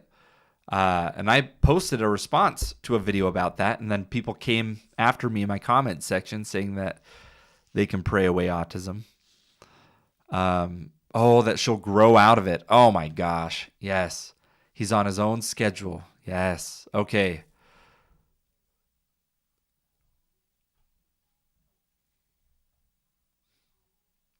Oh, Gila, that I baby too much, and that's why he is the way that he is. See, blaming the mother. All of these things that I hear, it's 99% of the time, it's blaming the mother for the child's autism, when someone is ignorant about what autism is. My nan said she'll grow out of it. Yeah, that's a big one, that they'll grow out of it. The one that gets me is everyone has a little bit of autism. Or they'll shorten it to make it cute. Everyone has a bit of the tism. And I don't know why I don't say tism usually. That I know some parents do and they think it's cute. It bothers me a little bit, but it's okay. I don't yell at people for saying that. But the idea of everyone has autism is so dismissive. If you tell someone, oh, he just got diagnosed with autism, well, I think everyone is a little autistic. Like what that's really saying is it's invalidating your experience. It's saying your child is no different than anyone else. Or I say too much in front of strict parenting skills. Oh, Katie, that is a huge one. Sarah says, I'm a Christian, but I believe God made him so special and he's still perfectly wonderfully made. Oh, Sarah, I am right there with you. I am with you. I pray every day. I go to church every week, and I have never once prayed to make him not autistic. I don't understand that perspective. I definitely pray for increased supports, and I pray that I can be patient and that I can help him learn. But but for him to be cured, no, that's not. Phoenix, you thought this was AI? Ooh, that's good. That means, yeah. I wonder what it is about it that makes it look AI.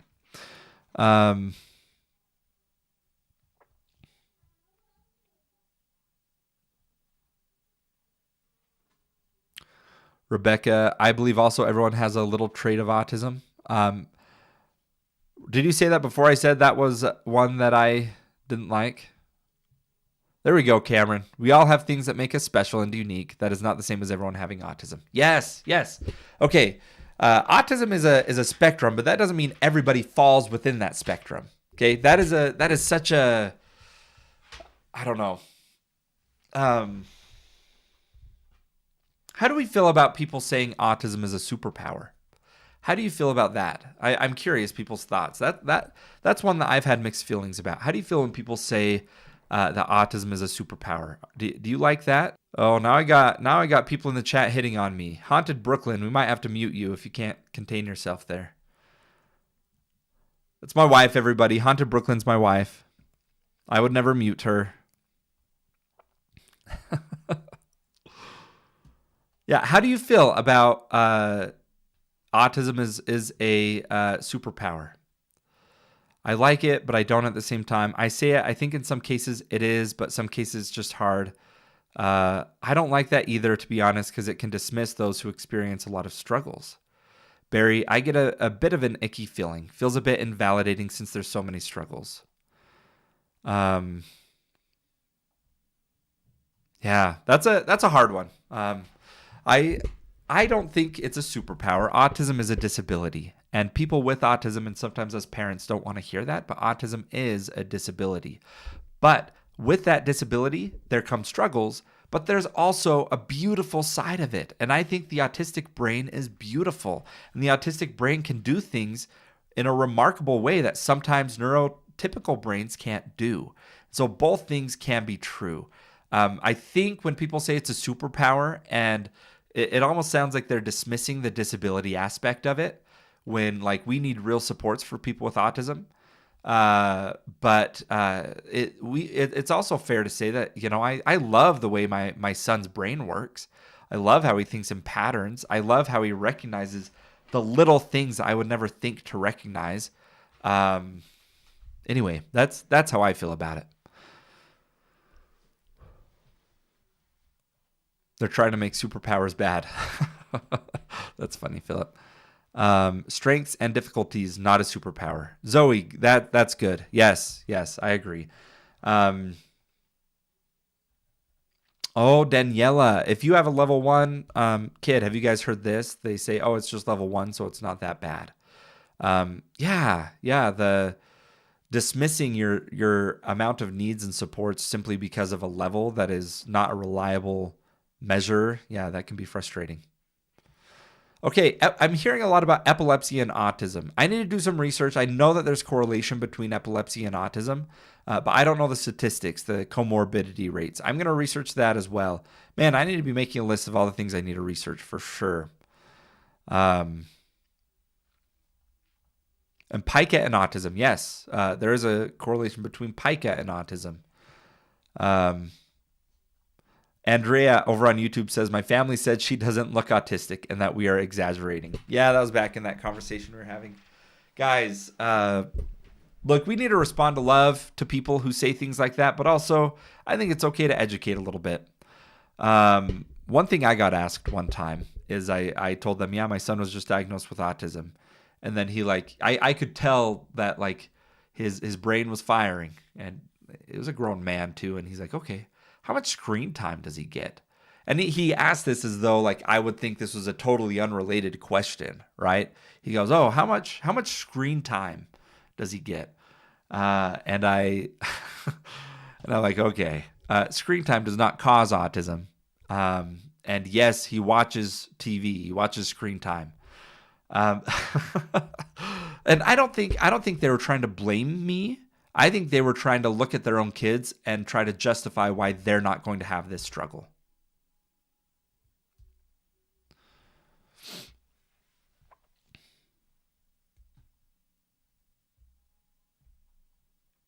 He will never get better if you let him watch TV. Oh, yeah, that's a hard one.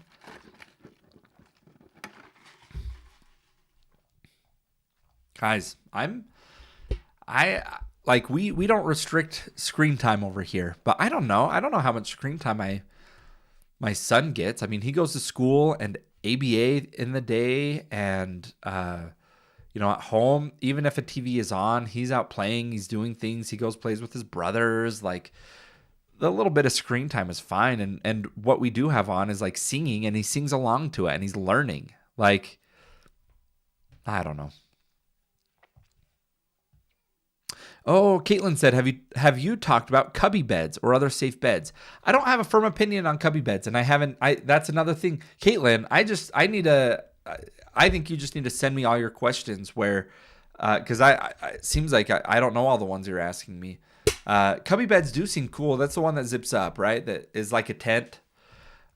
We got our kid our kid likes to be buried under things, right? And so the bed that we got him, it looks kind of like a Jeep, and it has a cover, and he loves being under there. But here's the thing: is I'm also a firm believer in least intrusive environment possible, and with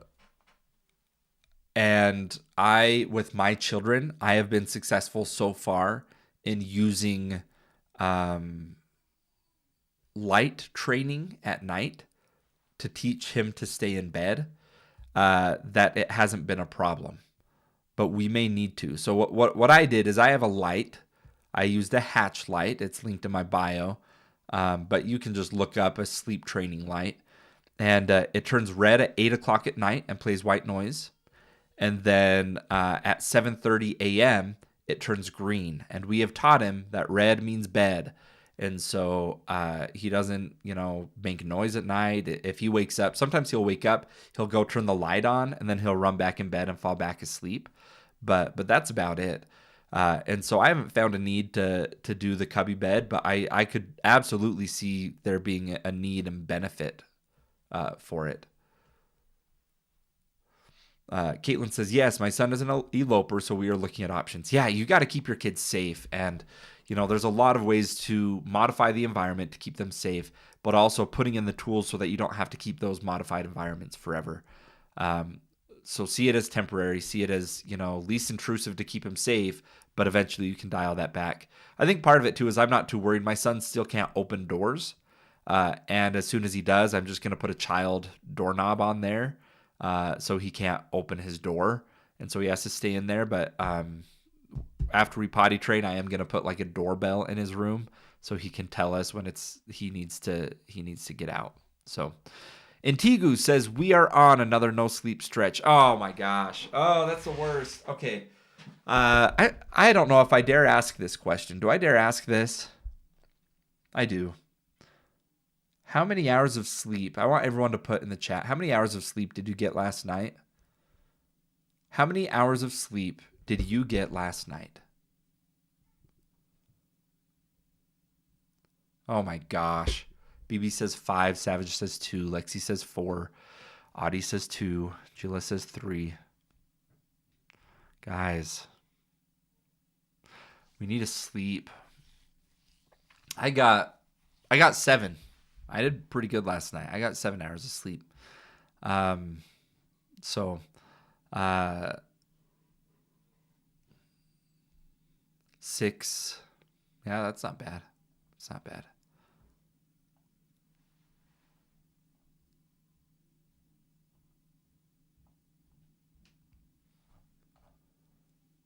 Four is my daily. Lexi, oh my gosh, that's terrible. 4, 6. Guys. Look, your kids with autism need to sleep, but so do you. Like, I am not a fan of. Look, I've started a bunch of companies. I've sold businesses. I've been somewhat successful in some areas, and I am so anti the hustle culture that a lot of people push.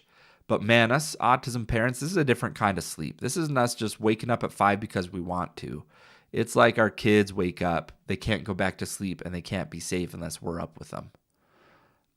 Like that's a different situation here. Prioritize your sleep, guys.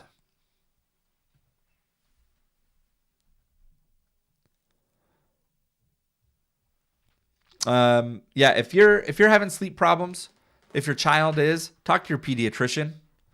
They're likely to recommend things like melatonin and magnesium as kind of first lines of addressing it, and then they might recommend some other things. Clonidine is something that they'll often prescribe, and don't feel bad about doing that. I know we all want to be all natural, but if you're going to give medicine for something, sleep is the thing. Like we need our kids to sleep. We need our kids to sleep. Cameron says, "What's my sleep schedule?" Oh, Cameron, you don't want to know. It depends. I used to be pretty good at doing, 10 to 5 or 6 is what I would do to sleep. But I've been staying up a little bit later. Part of it has been doing the lives and having some work stuff I've been doing. Then I sleep in till 7. So I don't know, usually about 7 hours a day. I prefer 8. I get pretty tired unless I do. A little bit about me. If you're new here, we go live every day. We talk about autism. Usually we bring some people up, and I haven't yet. If we have some friends who want to come up and chat, please request up. If you're, I'm going to go ahead and clear out the invite guests. But if you're a regular here and just want to come and hang out, go ahead and request. We'll see how everyone's doing. Lexi, how are you? Hi, I'm doing good. I can't really see you that well. I think you may have moved the screen. Oh, no. How long has it been like that? It's just starting. Oh, there you go. There we go. I got Now it it's back. fixed. Good catch. Good catch. Well, anything new with you, Lexi? Um, well, my son gave me a kiss for the first time in I don't even know how long. Oh my Um, gosh. Yesterday at ABA therapy. How So that did was you like nice. prompt him to do it? How did he do it? What was that I about? did, but I prompt him every day. And Yeah. usually when I say like, "Can you give me a kiss?" he'll put his cheek out so that I can kiss him, but he won't kiss me. Oh. Um, that's it's been like that forever, and I never even knew if I was ever gonna get like a kiss from him when prompting him. But yesterday at therapy, his feeding therapist was there and his ABA therapist was there, and they were, we were talking, and I got his tablet from him, and then I said, "Okay, I'm gonna leave. I'll see you later. Can I have a kiss?" And he came up to me, and I thought he was gonna put his cheek out, but he actually came up to me and gave me a kiss on my cheek, and then walked away to Whoa. therapy. Oh So my gosh. yeah, I Wow. was real excited about that. That's a big He didn't do it deal. today, but he did it yesterday. So I'm excited that at least it's somewhat of progress. Did he have any And way where he showed you affection? Like, how does he show you affection? How does he show you that he loves you in his way? he'll come up next to me and he'll like cuddle up like on my side Hmm. Yeah. or like underneath my leg. Like Yeah. pressure kind of he likes pressure. He likes a lot of pressure points and stuff. Oh yeah. So he'll come in between my legs and like stick his head on my inner thighs, or he'll come to like the side of me if there's a little bit of room between like me and the couch. He'll come in between me and the couch and pressured in between. So that's his way of showing affection. That is so sweet. I love that. I just hold on. Hold on. I need to find something Hmm. out here. Um Brooklyn, are you still on here? Okay. I guys, we have next Wednesday I have a free webinar for autism parents. And guys, this is going to be amazing. Brooklyn, is that all set up? Is the free webinar set up on a website or anything? So It we have looks a like she free said, yeah. webinar about water safety. We have a specialized adaptive swim teacher who's certified in adaptive swim, and she is going to do an hour-long presentation next Wednesday in the evening. It's going to be a little bit later, but it's going to be in the evening, probably after your kids in bed. And going to be giving a amazing presentation on water safety. And so we need to sign up, but I need to find the link to be able to sign up. Brooklyn was working on that. Brooklyn, do you know if there's also one next Saturday in the morning? Oh yeah, we're putting two of them on. Brooklyn, how do I hook? It's Saturday. Yeah, Saturday, Cameron, not Friday. But where's the sign up for that? Did you finish that? Novaswim.co.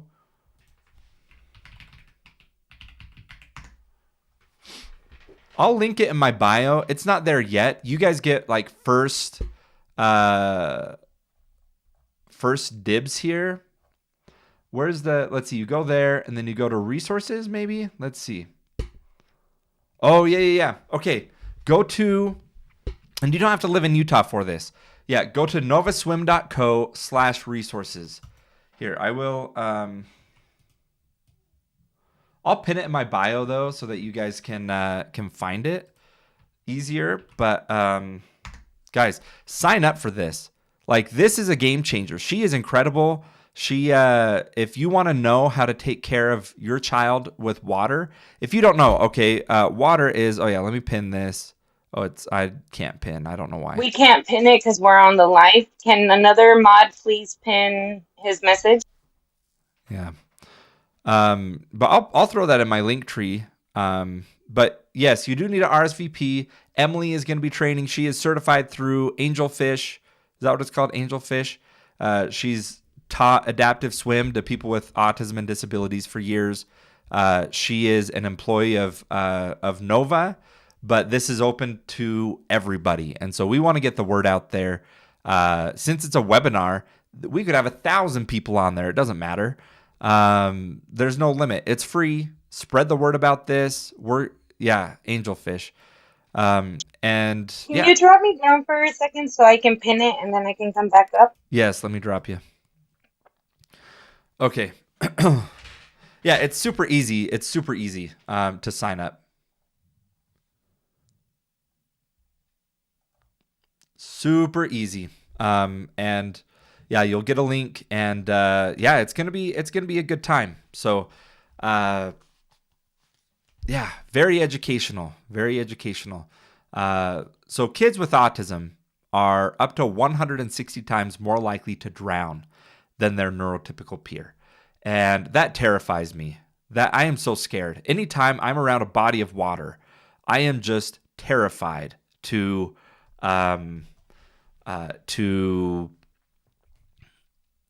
not be directly next to my child with autism. And so if you are not scared about swimming, about water safety, and you have a child with autism, like, read some of those stories. It is heartbreaking. And she is incredible at talking about how to teach someone with disabilities how to swim, what steps to take. Our company in Utah does like adaptive swim lessons for kids that we've started doing in our pool that we have. We have an indoor pool that we address water safety with ABA, but we're just starting to do like full adaptive swim lessons apart from ABA.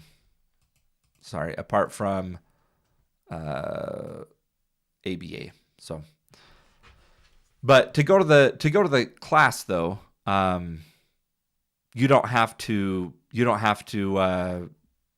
be in Utah or receiving services from us or anything like that. I want people to hear this because we want to save lives.